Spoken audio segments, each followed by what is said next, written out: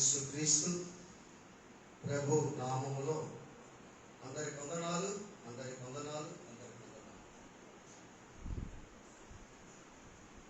అపోస్తలుడైనటువంటి ఫిలిప్పు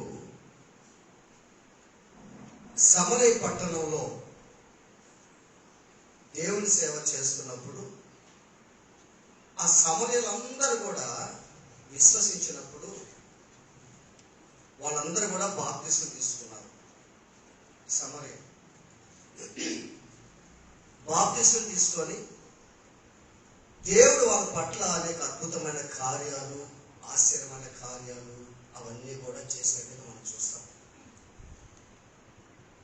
ఎప్పుడైతే వాళ్ళ అద్భుతాలు చూశారో, బాప్తిసాలు తీసుకున్నారో,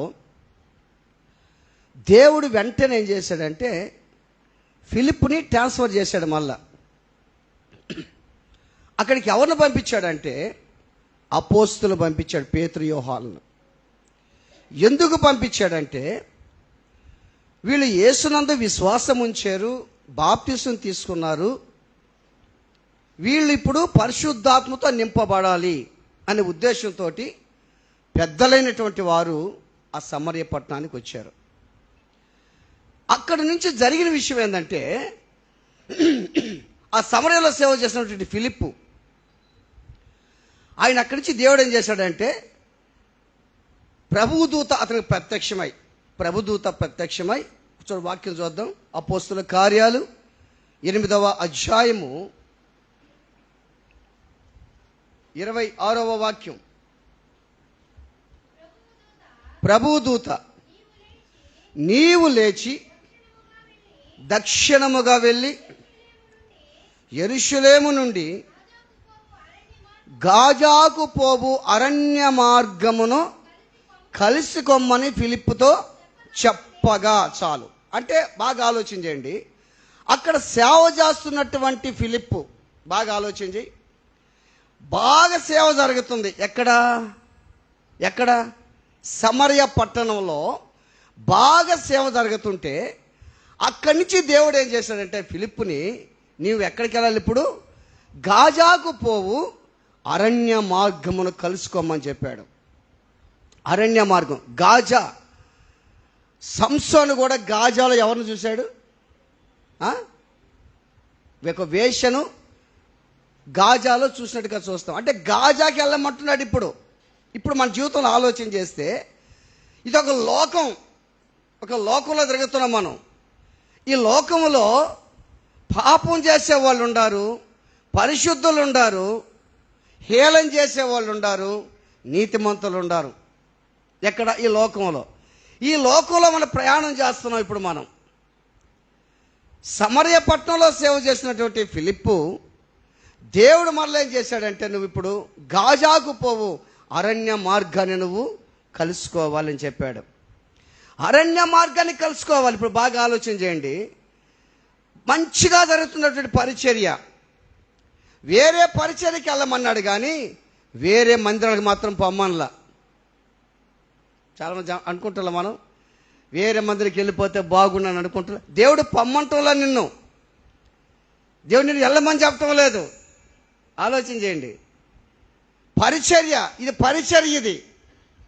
ఈ పరిచర్య నువ్వు చేసావు, ఇంకొక నువ్వు బలపరచాలి. ఇప్పుడు ఎవరిని బలపరచాలంటే గాజాకు పోవు అరణ్య మార్గమును కలుసుకోవాలి. ఇప్పుడు అక్కడ ఒక వ్యక్తిని చూపిస్తాను నేను ఇప్పుడు నీకు.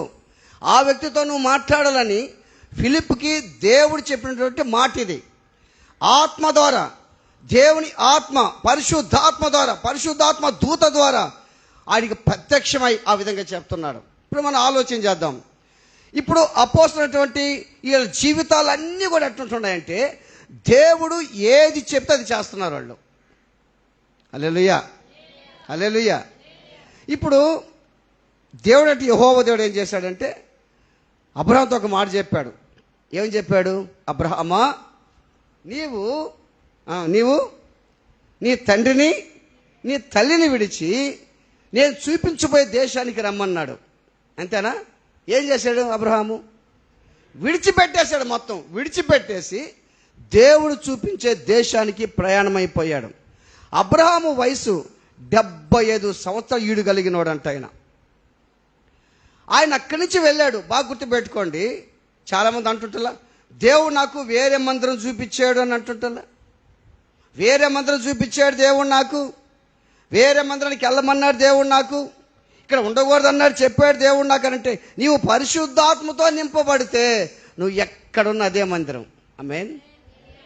నిజంగా నువ్వు పరిశుద్ధాత్మ అభిషేకంతో నింపబడి ఉంటే, నువ్వు పరిశుద్ధాత్మలో కానీ ఉంటే నువ్వు ఎక్కడ కూడా కదలవు. నువ్వు నీలో పరిశుద్ధాత్ముడు లేడు కాబట్టే నువ్వు మందిరాలు మారుతుంటావు, పరిచర్య మారుతుంటుంది, అక్కడెక్కడ తిరుగుతూ ఉంటావు నువ్వు. అబ్రహాముకున్న గొప్ప మనసు ఏంటంటే ఎక్కడికి వెళ్ళినా బలిపీఠాలు కట్టేవాడు అబ్రహాము. ఆలోచన చేయి. దేవుడు నేను వెళ్ళిపోమ్మని చెప్పడం లేదే, అట్టేనా నేను పొమ్మని చెప్పడం లేదే దేవుడు. దేవుడు ఏం చెప్తాడు తెలుసా? నేను చూపించు దేశానికి రమ్మన్నాడు. ఇది పరిచర్య. అర్థం ఏంటంటే అబ్రహాము ఆ రోజుల్లో లోతు వాళ్ళు కలిసి నివసించలేనంత ఆస్తి ఎక్కువైపోయిందంట వాళ్ళకి. అంత ఆస్తి ఉంది వాళ్ళకి, అంత ప్రాపర్టీ ఉంటే ఆ ప్రాపర్టీ కోసం వాళ్ళు ఏం చేసేది తెలుసా? షిఫ్ట్ మారుతా, వేరే వేరే వేరే వేరే దేశాలు మారుతున్నారు వాళ్ళు. అబ్రహాము ఈజిప్ట్కి వెళ్ళి ఈజిప్ట్కి పోతున్నాడు, కనానుకు, బేతేలకి, ఇంకో దగ్గరికి ఫిలిష్తీయుల దేశానికి తిరుగుతా ఉన్నాడు. ఎక్కడికి వెళ్ళినా బలిపీఠాలు కట్టే అనుభవం అబ్రహాములో ఉంది. అంటే ప్రార్థనా పరుడు. బాగా గుర్తుపెట్టుకోండి. ఈ దేశాలు తిరగ ఇప్పుడు ఒకటి గుర్తుపెట్టుకో, దేవుడు నాకు వేరే మందిరం చూపించాడు అన్నాడు. అక్కడికి వెళితే నీకు ప్రాబ్లమ్స్ వస్తాయా రావా? వస్తాయా రావా? వస్తాయా రావా? ఇప్పుడు బాగా గుర్తుపెట్టుకోండి. ఒక 3 విషయాలు చెప్తాను నేను మీకు. ఇప్పుడు మనందరం కూడా అన్నల దమ్ములవి, అక్కల చెల్లెలవి. మనం కుటుంబంలో కష్టాలు, సమస్యలు, బాధలు అన్నీ వస్తూ ఉంటాయి, నిందలు వస్తుంటాయి, సూటిపోటి మాటలు వస్తుంటాయి, అనుకుంటా ఉంటారు, ఒకటైపోతూ ఉంటారు. ఇది ఏంటంటే క్రైస్తవ కుటుంబం. ఇది క్రైస్తవ కుటుంబంలో అక్కల చెల్లెలు అనుకుంటా ఉంటారు, అన్నల దమ్ములు అనుకుంటా ఉంటారు. ఇది ఒకటి కావాలి, ఒకటి గుర్తుపెట్టుకోండి. రెండోది, నువ్వు అక్కడికి వెళ్తావు, అక్కడ నీకు వాక్యం ఎలా ఉంటుంది? వాక్యం ఎలా ఉంటుంది? అయ్యా నువ్వు మంచోడివి, చేస్తే చేసావు, అమ్మ నువ్వు మంచిగా దానివి, చేస్తే చేసావు అని చెప్తాడా? వాక్యాన్ని గద్దిస్తాడా? ఏ మందిరానికి వెళ్ళినా నిజమైన కాపరి గద్దిస్తాడు. బాగా గుర్తుపెట్టుకోండి. ఇప్పుడు బిడ్డలు గద్దిస్తారు కదా, సొంత బిడ్డలు, కాపరి బిడ్డలతో మాట్లాడతాడు, కాపరి బిడ్డలు గద్దిస్తాడు, ఖండిస్తాడు వాళ్ళు మారాలని. ఈయన ఖండిస్తున్నాడు, గద్దిస్తున్నాడు. ఆడ అక్కోళ్ళు ఉండారు, ఆడ అన్నోళ్ళు ఉండారు, చెల్లోళ్ళు ఉండారని ఆడికి వెళితే ఇక్కడ కంటే ఎక్కువ శ్రమలకి అక్కడ వస్తాయి. ఒకటి.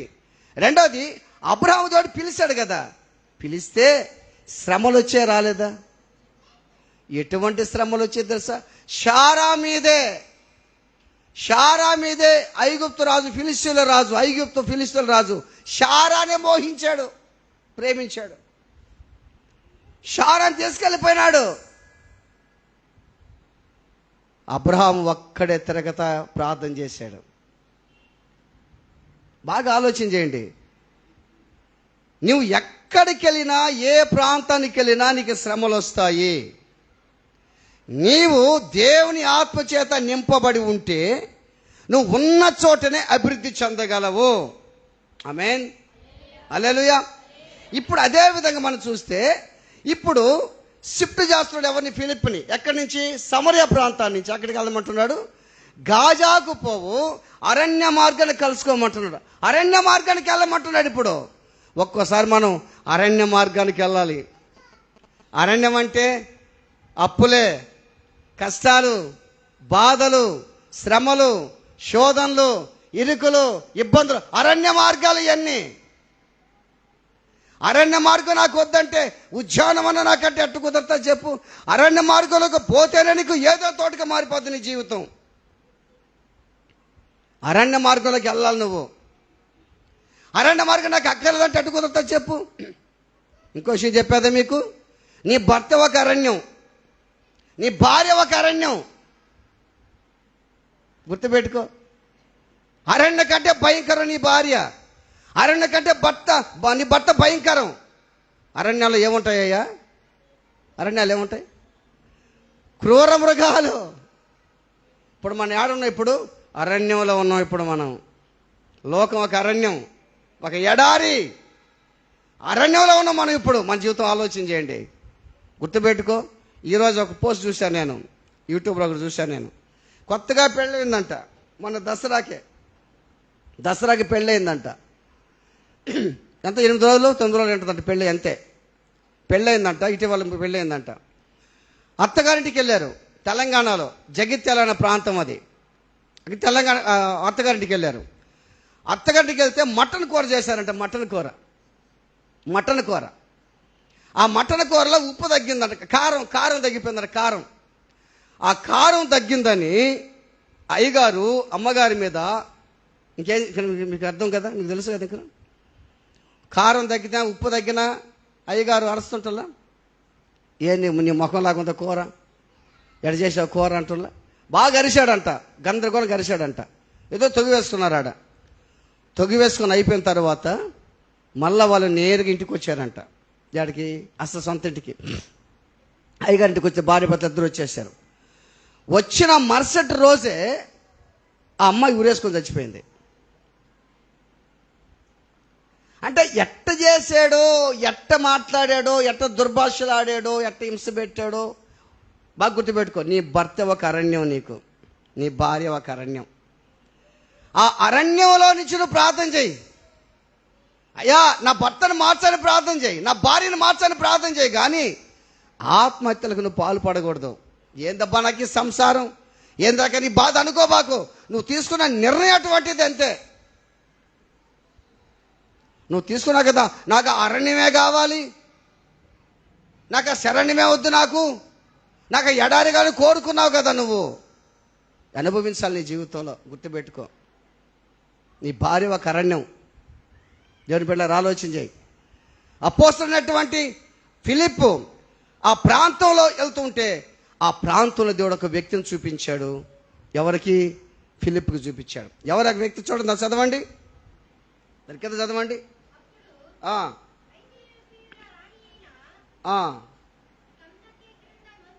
28 వచ్చిందమ్మా, 28 వచ్చింది. చదువు, కంటిన్యూ చేయి.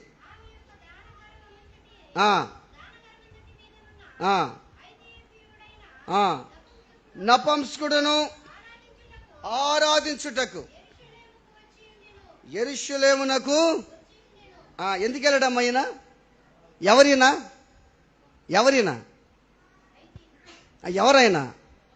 మంత్రి, మంత్రి ఆరాధించుటకు ఎక్కడికి వెళ్ళాడంటమ్మా?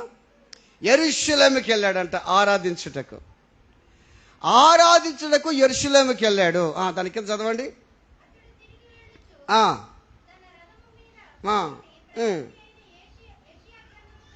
చదువుచుండెను ఆత్మ ఫిలిప్పుతో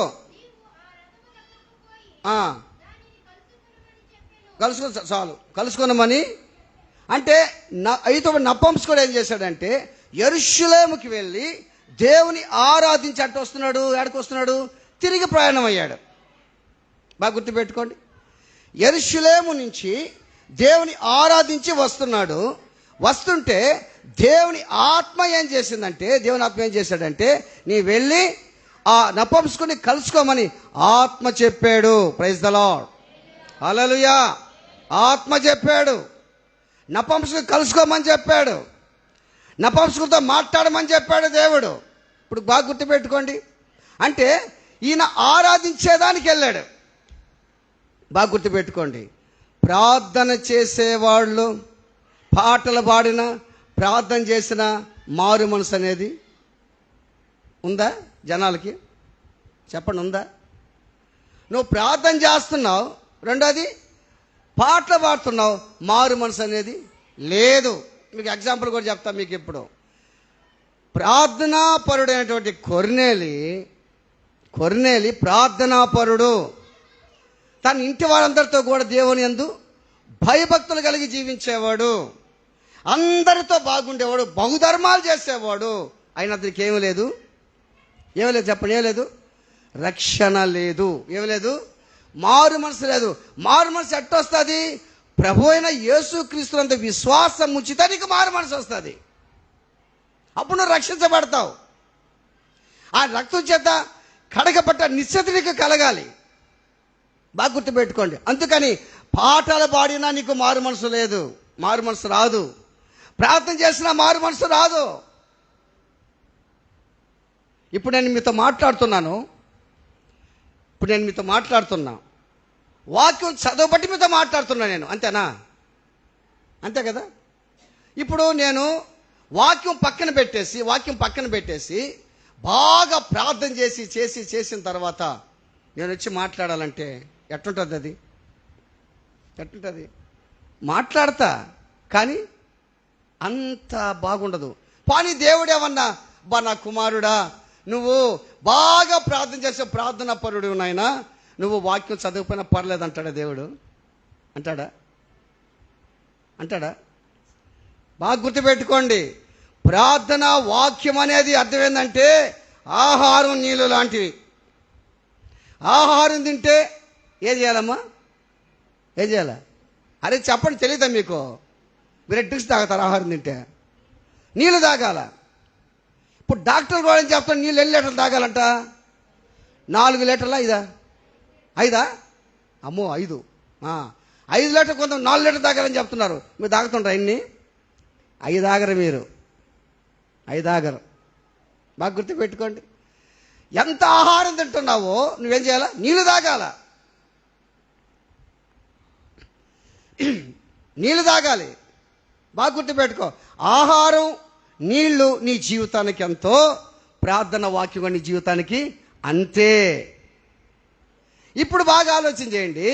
అపోస్తలుడైనటువంటి మరి పేతురుకి దర్శనం వచ్చినప్పుడు ఎవరి గురించి దర్శనం వచ్చింది? కొర్నేలు గురించి దర్శనం వచ్చింది. ఏమని? కొర్నేలు ఉన్నాడయ్యా, ఆ కొర్నేలు దగ్గరికి నువ్వు వెళ్ళు, వాక్యం చెప్పు అన్నాడు. ఎవరికి చెప్పాడు? పేతురుకి చెప్పాడు, దేవుడు చెప్పాడు. బాగా గుర్తుపెట్టుకో. మరి కొర్నేలు పరిశుద్ధుడు కదా, కొర్నేలు ప్రార్థనా పరుడు కదా, మరి వాక్యం ఎందుకు? అతనికేం లేదు, పాప విముక్తి లేదు. హల్లెలూయా. ఇప్పుడు నపుంసకుడు పరిస్థితి కూడా అదే. ఇప్పుడు నపుంసకుడు దేవుని ఆరాధించేదానికి వెళ్ళాడు. ఆరాధన చేసేంత పరిశుద్ధాత్మ లేదు, ఆరాధించేవాళ్ళంతా దేవుని ఆత్మ లేదు, మారు మనసు లేదు. పాట వాళ్ళంతా మారు మనసు లేదు. నువ్వు దేవుని ఆత్మ చేత నింపబడాలి. బాగా గుర్తుపెట్టుకో. వాక్యం చెప్తా. ఇప్పుడు నేను మీకు వాక్యమే చెప్తున్నా, వాక్యాన్ని బోధిస్తున్నా. నపుంసకుడు వెళ్తా ఉంటే దేవుని ఆత్మ ఫిలిప్పుని ఏం చేశాడు? ఇప్పుడు నపుంసకుడు పక్కన కూర్చోబెట్టాడు. ఆమేన్, హల్లెలూయా. పక్కన కూర్చోబెట్టి ఈయన యెషయా గ్రంథం చదువుతున్నాడు. ఇప్పుడు ఆయనకు అర్థం కాల. యెషయా గ్రంథం చదువుతుంటే అర్థం కాకపోతే ఫిలిప్ అడిగాడు, నీకన్నా అర్థమైందంటే, నాకేమీ అర్థం కావట్లేదు, ఎవరన్నా దారి చూపిస్తేనే కదా అని అన్నాడు. కాపరి మీకు అర్థమయ్యే రీతిలో వాక్యాన్ని బోధిస్తున్నాడు. మీకు పండు వలిసి నోట్లో పెట్టినట్టుగా చేస్తున్నాడు. ఇప్పుడు మీకు ఆలోచన చేయండి. దేవుని వాక్యము మన దగ్గరకు వస్తుంది. ఇప్పుడు నపుంసకుడికి అర్థం కావట్లేదు, ఫిలిప్పు వాక్యాన్ని విశదపరుస్తున్నాడు. ఇప్పుడు ఇదిగో వాక్యం ఏముంది తెలుసా? దానంతా చూపిస్తూ ఇది యేసుక్రీస్తు ప్రభు గురించి అని యేసు సువార్త ఎవరికి? ఫిలిప్, నపుంసకుడికి ఫిలిప్పు ప్రకటించినట్లుగా మనం చూస్తాం. బాగా గుర్తుపెట్టుకోండి. ఈరోజు ఆలోచన చేయి. నపుంసకుడు ఆరాధించేదానికి యెరూషలేముకి వెళ్తున్నాడే, ఎంత దూరం తెలుసా? అది చాలా దూరం. ఎంత దూరం అంటే తూర్పు దేశపు జ్ఞానులు బెత్లెహేముకు వెళ్ళారంట యేసు పుట్టాడని. అంత దూరం నుంచి యెరూషలేముకు వచ్చి ఆరాధించేదానికి రథం మీద వస్తున్నాడు నపుంసకుడు. దేవుని ఆత్మ ఫిలిప్పుని బలవంతం చేస్తుంది. గుర్తుపెట్టుకో నా ప్రియమైన సహోదరుడు, ఆలోచన చేయి. దేవుని యొక్క పరిచర్యను, దేవుని ఆత్మ మన మధ్య ఉన్నాడు. ఇప్పుడు గుర్తుపెట్టుకోండి. దేవుడు ఆత్మ మన మధ్య సంచరిస్తున్న గుర్తుపెట్టుకోండి. ఇప్పుడు దేవునికి మనకు దగ్గర సంబంధం ఉన్నది గుర్తుపెట్టుకోండి. ఇప్పుడు దేవుడు నపుంసకుడితో ఫిలిప్పు ద్వారా మాట్లాడుతున్నాడు. ఫిలిప్పు ద్వారా ఏమని మాట్లాడుతున్నాడు తెలుసా? యెషయా గ్రంథం గురించి మాట్లాడుతున్నాడు. వదకు తేబడిన గొర్రె పిల్ల వలె దేవుడు మౌనంగా ఉన్నట్లు, బొచ్చు కత్తిరించు అని ఎదుట మౌనంగా ఉన్నట్లు ఆయన చూడనల్లని వాడని చెప్పి ఆ మాట గురించి మాట్లాడుతుంటే, ఈ యొక్క ఫిలిప్పు ఆయనకి ఏం గురించి చెప్పాడు? దేవుని యొక్క సువార్తను చెప్పినట్టుగా మనం చూస్తాం. ఈ రోజున ఆలోచన చేయండి. అక్కడ మనం బాగా ఆలోచన చేస్తే, దేవుని వాక్యం విన్న తరువాత అప్పుడు వాళ్ళు వస్తున్నప్పుడు అప్పుడు నపుంసకుడు అడిగాడు. ఎవరిని అడిగాడు తెలుసా? ఇక్కడ చూడండి. కాదమ్మా, ఇక్కడ చూసి 38వ వచనం. వెలుచుండగా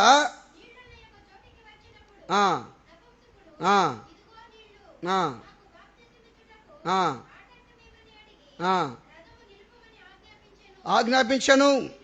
చాలు. రథము నిలుపమని ఎవరికి ఆజ్ఞాపించాడమ్మా? ఎవరికి ఆజ్ఞాపించాడు? ఎవరికి ఆజ్ఞాపించాడు చెప్పండి? ఎవరికి ఆజ్ఞాపించారు రథం నిలుపమని? ఎవరికి? అది అరే చెప్పలేరా మీరు? బస్సులో పోతా ఉండవు, నీకు ఏదైనా ఎమర్జెన్సీ అయింది, ఎవరికి చెప్తావమ్మా? అదే. ఫిలిప్పు నపుంసకుడు కూర్చో ఉంటే ఏం చెప్పాడు? ఆడేముంది అక్కడ? రథం ఆపమని ఏం చెప్పాడు? ఆజ్ఞాపించాడంట. కాపరి కూడా ఆజ్ఞాపిస్తాడు. కొన్ని విషయాలు గుర్తుపెట్టుకో. ఆయన మంత్రి, ఆయన నపుంసకుడు మంత్రి. ఈయన అట్నే చెప్తాడు అంటే కాపరి ఆయన. దేవుని బిడ్డలారా ఆలోచన చేయి. ఆజ్ఞాపించాడు. ఆడేం ఫుట్ నోట్లో ఏముంది అక్కడ? ఫుట్ నోట్లో ఏముంది అక్కడ? ఫుట్ నోట్లో అన్నమాట. ఫిలిప్పు నీవు పూర్ణ హృదయముతో విశ్వసించిన ఎడల పొందవచ్చునని చెప్పాను. అతడు యేసుక్రీస్తు దేవుని కుమారుడని విశ్వసించుచున్నానని ఉత్తరమిచ్చానని కూర్చబడి ఉన్నది. ఇప్పుడు మనకు అర్థమైంది. అంటే పాటల వల్ల రక్షణ లేదు. ప్రార్థన చేస్తున్నావు, చెయ్యాలి, ప్రార్థన కాదంటం లేదు. కారణం ఏం తెలుసా? ప్రభు అయిన యేసునందు నువ్వు విశ్వాసం ఉంచితే రక్షించబడతావు. యేసునందు విశ్వాసం ఉంచితే నువ్వు రక్షించబడతావు. గుర్తుపెట్టుకో. దేవుడు నీకేం చెప్పాడు తెలుసా? దేవుడు నీకు బాప్తిసం పొందమని ఆజ్ఞాపించాడు. ఆ రోజుల్లో బాప్తిసం పొందినప్పుడు మనం ఏం చేసామమ్మా? ఏం చేసాం? ప్రమాణం చేస్తుంటాం కదా. ఏమని చేస్తాం? నా జీవితాంతం. అది ఎప్పుడు చేస్తుంటాం? మళ్ళీ ప్రమాణం చెప్పండి. ఒకటి బాప్తిసం, రెండు ఈ రెండులో చేస్తాం. రెండులో మిస్ అయిపోతుండే చాలామంది. నా భర్తని కలిమి కానీ, మేలు కానీ, కీడు కానీ, వ్యాధి కానీ, ఆరోగ్యం అని కొడితే నేను కూడా కొడతాను అని, నేను కూడా ఏం చేయను అని చెప్తా ఉంటా. ఈయన కూడా చేస్తుంటా ప్రమాణం. ఆలోచించండి. ఎన్నో ప్రమాణాలు చేస్తూ ఉంటాం. బాప్తిసం కోసం ప్రమాణం చేస్తాం. నీళ్ళ ఒడ్లోకి బయటకు వస్తాం. నా జీవితంలో వదలనని చెప్తాం దేవుణ్ణి, విడిచిపెట్టనని చెప్తాం దేవుణ్ణి. నేను మందిరంలోనే ఉంటానని చెప్తాం. మందిరంలో ఉండవే, ప్రార్థన చేయవే, పరిచర్య చేయవే. ఆలోచన చేయి. దేవుడు ఫస్ట్ బాగా గుర్తుపెట్టుకో. దేవుడు నీకు చెప్తాడు ముందు. ఏం చెప్తాడు తెలుసా? మందిరానికి రా అని చెప్తాడు దేవుడు. పిలుస్తాడా? పిలవడా? పిలుస్తాడు. మందిరికి రా అని చెప్తాడు. వస్తాను ప్రభువా, మందిరికి పోతూ ఉంటాం. పరిచర్య చెయ్యి అని చెప్తాడా? చేయొద్దని చెప్తాడా? పరిచర్య చేయమని చెప్తాడా? చేయొద్దని చెప్తాడా? చేయమని చెప్తాడు. అందరితో బాగుండని చెప్తాడా? బాగుండబాకని చెప్తాడా? అందరితో తొగ్గు పెట్టుకోమని చెప్తాడా? మంచిగా ఉండని చెప్తాడా? క్షమించమని చెప్తాడా? ద్వేషించమని చెప్తాడా? ప్రేమించమని చెప్తాడా? ప్రేమించొద్దని చెప్తాడా? దేవుని మాటలు ఇవన్నీ. కాపరి చెప్పేది కూడా ఇయే కదా. దేవుడిని పిలుస్తూ ఉంటాడు మందిరానికి, నువ్వు వస్తూ ఉంటావు. కొంతకాలంకి ఏం చేస్తామంటే కాపరి మాట్లాడకుండా పక్క మాటలు అంటాం మనం. పక్క మాటలు ఎవరు మాట్లాడటం? పక్క మాట్లాడి ఎవరు మాట్లాడటం చెప్పండి. వీళ్ళందరికీ అన్నాలు పెట్టబాకండి అయిపోయిన తర్వాత. పక్క మాట్లాడితే ఎవరు మాట్లాడటం? ఇంటి పక్క, వెరీ గుడ్, మంచి మాట. తర్వాత సాతాను అనేది అభిషేక్ అంటాడు అప్పుడప్పుడు. సాతాను జబ్బాక సార్ అంటుంటాడు ఊరికనే. బాగా గుర్తుపెట్టుకోండి. ఫస్ట్ ఆఫ్ ఆల్ నేను చెప్పేది బాగినండి. యేసు ప్రభు చెప్పిన మాట సేవకుడు చెప్తాడు. ఏం చెప్తాడు? మందిరానికి రండి, ప్రార్థన చేసుకోండి, ఉపవాస ప్రార్థనకి రండి, బాగుండండి అని చెప్తాడు. అదే మాట చెప్తాడు. నెక్స్ట్ టైం మనం ఏం చేస్తామంటే కాపరి మాట వినం మనం. కాపరి మాట ఎందుకు వినమంటే డెవలప్ అయిపోయినాం మనం. దేంట్లో డెవలప్ అయిపోయినాం? శారీరకంగా డెవలప్ అయిపోయినాం. శారీరకంగా కొంచెం మంచి బట్టలు వేసుకున్నాం, కొంచెం సంపాదించుకున్నాం. ఆత్మీయంగా డెవలప్ కాల. ఆత్మీయంగా డెవలప్ కాలేదు కాబట్టే మన కాపరి మాట వింటాం వల్ల, దేవుని మాట వింటాం వల్ల మనం. అందుకని ఆత్మీయంగా డెవలప్ కాలేదు కాబట్టే వేరే దగ్గర పోతున్నాం మనం. నువ్వు ఆత్మీయంగా డెవలప్ అంటే ఏడ ఉంటావు నువ్వు? ఆత్మీయంగా డెవలప్మెంట్ లేదు. శారీరకంగా డెవలప్మెంట్ అయింది నీ జీవితంలో. పక్కన ఎవరు మాట్లాడటం మనం? పక్కన అక్కో అన్నో మాట్లాడటం. ఏం పరిచయం చేయబడలేదులే అని అంటాం. అవును, నిజమే. అంటే పాస్టర్ మాట ఎట్టిపోయిందో, దేవుని మాట ఎట్టిపోయిందో నాకు అర్థం కావట్లే కదా. అప్పుడు అర్థమేం తెలుసా? నీకు ఎవరు బోధించరు, నీకెవరు బోధిస్తారు? నీకు నువ్వే బోధించుకుంటావు. 2 వారాలు చెప్పే హృదయాన్ని గురించి మీకు. నీకు నువ్వే బోధించుకుంటావు. హృదయమా, నేను పరిచర్యకి పోను, మంచి పని అట్టే ఉండంటది. నీ హృదయాన్ని బట్టి పెదవులు మాట్లాడితే అంతేగాని ఇంకేం మాట్లాడవు కదా. నీ హృదయంతో చెప్పుకుంటావు, నేను పరిచర్య చేయను, పరిచర్యకి బాను, మందిరానికి బాను, నేనేం పని చేయను, ఏం చేయను, పోవటం ఏందో రావటం ఏందో నువ్వే మాట్లాడుకుంటున్నావు. ఇప్పుడు నువ్వు మాట్లాడుకుంటున్నావు. గుర్తుపెట్టి, నువ్వు మాట్లాడుకుంటున్నావు. దేవుడు నిన్ను మందిరానికి పిలుస్తాడు. రెండోది ఏం చేసి తెలుసా? రెండోది పిలిచిన తర్వాత పిలిచి ఆగిపోతాడు దేవుడు. చెప్పి ఆగిపోతే ఎవరికి ప్రాధాన్యత ఇచ్చావు నువ్వు? పక్కన వాళ్ళకి ప్రాధాన్యత ఇచ్చావు, సాతానికి ప్రాధాన్యత ఇచ్చావు. నీకు నువ్వే అన్ని నిర్ణయాలు తీసుకుంటున్నావు. అన్ని నిర్ణయాలు నువ్వే తీసుకుంటున్నావు. ఇదంతా మనమే చేద్దామని నీకు నువ్వే బోధించుకుంటున్నావు. మనకు అక్కర్లో నువ్వే బోధించుకుంటున్నావు. దేవుడు చూస్తాడు, విడిచిపెట్టేస్తాడు. దేవుడు ఇంకేం చేయడానికి విడిచిపెట్టేస్తాడు.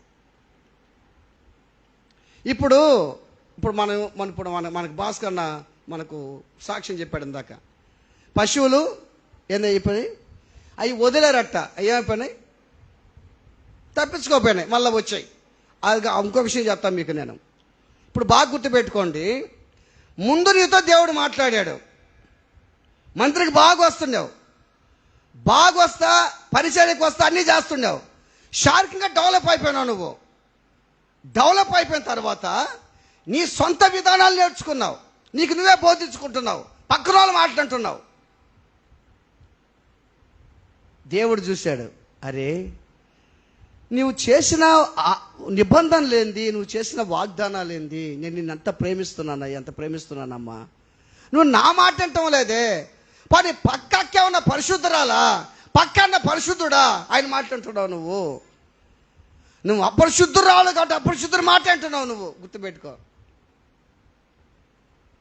ఈ విధంగా రెండోసారి ఇది. మూడోది విషయం నేను చెప్పమంటావా? మూడో విషయం ఏంటంటే ఎట్లుంటుందంటే, దేవుడు కొన్ని సందర్భాల్లో నీకు చెప్పి నువ్వు రాకుండా దేవుని మాట వినకుండా ఉంటే విడిచిపెట్టేస్తాడు దేవుడు. ఎట్ట విడిచిపెడతాడంటే, ఇప్పుడు కొంతమంది ఏం చేస్తారు తెలుసా? ఇప్పుడు గొర్రెలు ఉన్నాయమ్మ, గొర్రెల్ని దొడ్లో తోలితే ఎట్లుంటాయి? సేఫ్టీ, అంతేనా? దానికి ఎవరున్నారు? దానికి కాపరు ఉన్నాడు. కాపరు చూస్తుంటాడు. మళ్ళీ గొర్రెలు కాపరు తోలుకోబోతా ఉంటాడు. ఆ గొర్రెకి ఏదన్నా బాగలేకపోతే ఈయనకి బాగలేకుండా అయిపోయి ఆ గొర్రె కోసం ఆ గాయాలు కట్టి కట్లు కడతాడు గొర్రెలకి. ఇవరు కాపరి, నా గొర్రెలని. ఈ గొర్రెలు దొడ్లో ఉన్నంత వరకు కాపరి డ్యూటీ. గొర్రెలు బయటికి వెళ్తున్నాయి. గొర్రెలు బయటికి వెళితే ఆ గొర్రెల దేవుడు ఉంటే, ఆ గొర్రెల కాపరి ఉంటే ఆ గొర్రెలు సక్రంగా ఇంటికి వస్తుంటాయి. మళ్ళా ఆ గొర్రెల కాపరి లేడు, సక్రంగా ఇంటికి రావట్లేదు గొర్రెలు. ఇంకో విషయం చెప్తాను మీకు. ఇప్పుడు పశువులు ఉన్నాయి అనుకో, పశువులు ఉన్నాయి. నువ్వు కట్టేస్తున్నావు, నువ్వు విడిచిపెట్టేసావు అనుకో పశువుల్ని. నువ్వు గొర్రెలు విడిచిపెట్టేసావు, పశువులు విడిచిపెట్టేసావు. అవి తిరగతా ఉండాయి. నీ సంరక్షణలో ఉంటే బాగా గుర్తుపెట్టుకో, నీ సంరక్షణలో గొర్రెలు ఉంటే వాటిని ఎవరు కూడా ఏ హాని కూడా. ఇప్పుడు నువ్వు తోలుకోబోతుండవు, ఏదన్నా చెవులో పడినా కానీ నువ్వు వాటిని మళ్ళించుకొని దాదాపు ప్రశాంతమైన పచ్చికలో తోలుకుంటావు. ఎవరిని? గొర్రెలు నువ్వు తోలుకుంటావు. ఎవరు కూడా ఏం చేయరు. కాపర్ లేడు అనుకో, అవి వెళ్ళిపోయినాయి అనుకో, పశువులు వెళ్ళిపోతా ఉన్నాయి అనుకో, పోతున్నాయి. అవి విడిచిపెట్టినటువంటి, బాగా గుర్తుపెట్టుకో, దేవుడు బాగా గుర్తుపెట్టుకోండి. ఫస్ట్ నీ పిలుస్తున్నాడు, నువ్వు వస్తున్నావు. రెండోది నువ్వు డెవలప్ అయిపోయి నీ సొంత నిర్ణయాలు తీసుకున్నావు. మూడవది విశ్వాసం కొద్ది వాడు విడిచిపెట్టేశాడు. మీకు అర్థం కావట్లే. దేవుని మూలంగా పలుకుతున్న ఈ మాటలు నేను. దేవుడు కొంతమంది విడిచిపెట్టేశాడు, మందిరకు రాకుండా ఆగిపోతున్నారు, విడిచిపెట్టేశాడు అంటే వదిలేశాడు అన్న దేవుడు, అంతే. ఆయన మాట వింటోళ్ళ వాళ్ళు. ఇప్పుడు మీరు బాగా గుర్తుపెట్టుకోండి, పశువులు వదిలేసాం కదా, వదిలేసి వెళ్ళిపోయిన తర్వాత ఆ ఏడబోతాయమ్మా, ఆ చేలోకి పోతాయి, అంతేనా? ఆ చేలు గల వాళ్ళు ఏం చేస్తారు? వాటిని కొడతారా? అమ్మా అంటే కొడతారు వాటిని. ఇంకో దగ్గర పోతాయి కొడతారు, ఇంకో దగ్గర పోతాయి, తిరగతా వాటికి లైసెన్స్ లేదు, ఇంకా తిరగతా ఉంటాయి. తిరిగి ఒకడు చూస్తాడు వాటిల్ని, ఏం చేస్తాడు వాటిల్ని? ఏం చేస్తాడు చెప్పండి?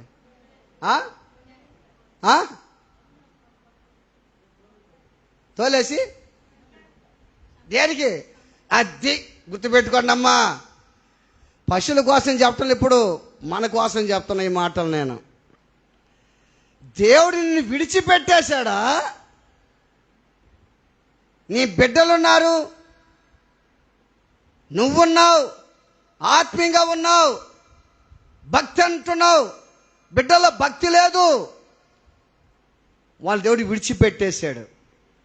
విడిచిపెట్టేసి వాళ్ళ పరిస్థితి ఎలా ఉంటుంది ఆలోచించి. చూస్తాడు విడిచిపెట్టేసి ఎవరైనా చేస్తాడు దాన్ని, దేవుడు పట్టించుకోడు, గమ్ముకుంటాడు. అది ఎట్టుంటుందంటే సామెతల గ్రంథం 1వ అధ్యాయంలో చూస్తే, నేను పిలిస్తే నువ్వు రాలేదు, నా దగ్గరికి రాలేదు కాబట్టి నీకు భయం కలిగితే నేను నవ్వుతానన్నాడు దేవుడు. అది నీకు ఆపద వస్తే అపహాసం చేస్తానన్నాడు దేవుడు. అర్థమవుతుందా? విడిచిపెట్టేసిన వారం అయిపోయినావు మన జీవితంలో. ఆలోచన చేయి. మందిరం నీది కదా, మంద కదా మందిరము. సేవకుడు చెప్పే మాటలు వింటున్నావా? పక్కోడు చెప్పే మాటలు బోధిస్తున్నావు, ఆ మాటలు ఆలోకిస్తున్నావు? ఆలోచన చేయి. విడిచిపెట్టేసే జీవితాలు ఉన్నావేమో నువ్వు. నీకు అసలు ఏం అర్థం కావట్లే. నీకు అసలు క్రైస్తవ జీవితం అంటే ఏమంటే నీకు అర్థం కావట్లా. గుడికి రావటం పోవటం అనుకుంటున్నాను, కాదు. నీలో దేవుడు ఉండాలంతే, నీలో యేసు ఉండాలంతే. నీలో యేసు ఉంటే మంచిగా జీవిస్తావు, పరిశుద్ధంగా జీవిస్తావు. నువ్వు మంచిగా జీవించి దేవుని ఆశలు పొందుకుంటావు నీ జీవితంలో. ఆలోచన చేయి. నీలో దేవుడు లేడు, నువ్వు విడిచిపెట్టేసిన జీవితంలో ఉన్న ఈ జీవితంలో ఆలోచన చేయి. విడిచిపెట్టేస్తే సంతకి వెళ్ళిపోతాయి అయ్యి. దేవుడు కూడా గమ్ముకుంటాడు. ఏమంటాడు తెలుసు దేవుడు? నేను పిలిచాను కదరా నిన్ను, నేను పిలిచా, వస్తున్నావు, మళ్ళా ఏమైందిరా నీకు? ఆ యొక్క మాట అయ్యన్న మాట అన్నావురా, కాపరి మాట లేదు, నువ్వు నా మాట లేదురా. నీ సొంత పని ఉపయోగించుకున్నావురా. నీ హృదయం ఎట్టు చెప్తే అట్టు వెళ్ళిపోయినావురా. నీకు నువ్వే బోధించుకున్నావురా. నీకు నువ్వే మాట్లాడుకున్నావు. మనకు అక్కర్లేదు, మనం ఇదే, మన జీవితం ఇదే అని నీకు నువ్వు బోధించుకున్నావు. నేను చెప్పలేదే, గుడికి రావద్దని చెప్పలేదే, ఆగిపోని చెప్పలేదే, బాధ కలిగింది రాబాకని చెప్పలేదే, శ్రమ కలిగింది బాగలేదని చెప్పలేదే. నన్ను హింస పెట్టారే, నన్ను కొరడాలతో కొట్టారే, అంతకంటే బాధను అనుభవిస్తున్నావా? దేవుని పెట్టారా? ఈ రోజున యేసు క్రీస్తు ప్రభు మనతో మాట్లాడుతున్నటువంటి మాటలు ఇయ్యి. ఒక్కోసారి అరణ్యంలోకి వెళ్తాం మనం. అరణ్యంలో జీవితం మనం వెంటాడుతుంది. గుర్తుపెట్టుకో, ఆరాధించేదానికి వెళ్తాడు నా పంపుకోడు. ఆరాధనలో నీకు దేవుని మారు మనసు అనేది లేదు. నువ్వు ప్రభువుని యేసునందు విశ్వాసం ఉంచితేనే నీకు మారు మనసు. అప్పుడు నువ్వు ఆరాధించావనుకో, కోటగోడలు కూలిపోతాయి. ప్రైజ్ ద లార్డ్, హల్లెలూయా. అప్పుడు నువ్వు ఆరాధిస్తే చాలు. కనుక ఈరోజు నాకు ప్రశ్న వేసుకుందాం. ప్రభువా, నన్ను విడిచిపెట్టేసి ఉన్నావా? నీ మాట నేను వింటం లేదు కదా, నాకు నేనే బోధించుకుంటున్నాను కదా, నన్ను క్షమించయ్యా అని దేవుని అడుగుదాం. ప్రార్థన చేసుకుందాం. తల వంచుదాం, కళ్ళు మూసుకుందాం.